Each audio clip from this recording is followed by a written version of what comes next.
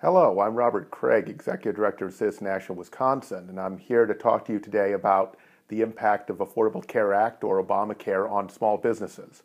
There's been a great misperception that this is a bad thing for small businesses and small employers in general. Citizens National is also a small employer, but in fact, this is tremendously helpful to small employers and will make them much more competitive with medium and large employers. First of all, you have to understand that the current system is entirely broken as far as small business is concerned. In Wisconsin, a decade ago, 60% of small businesses provided health coverage to their employees. Today, it's 32% and falling.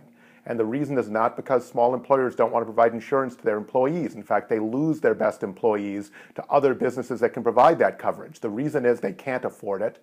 And the reason is because of discrimination. Flat out, if you have some older people that work for you, or if there's anyone who's been sick, then the insurance companies discriminate against you and either deny you coverage or charge you a completely unaffordable rate.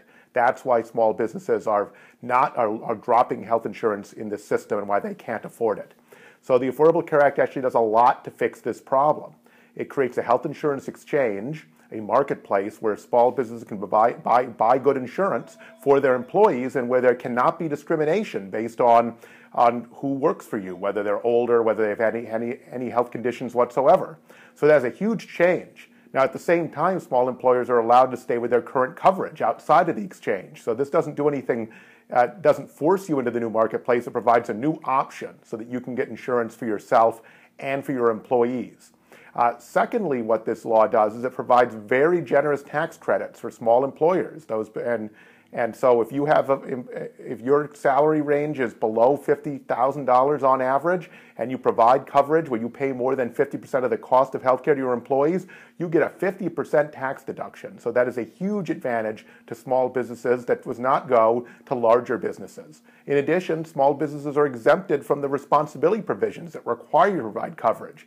So this does not require you to do something you can't do. It simply provides you the option of providing coverage. And the research is really strong that almost every small business wants to provide coverage. It's just a matter of whether they can afford it. And what this is going to do is it's going to make small businesses much more competitive. You will not lose your best employees to medium and large businesses or to government employers because of the healthcare issue.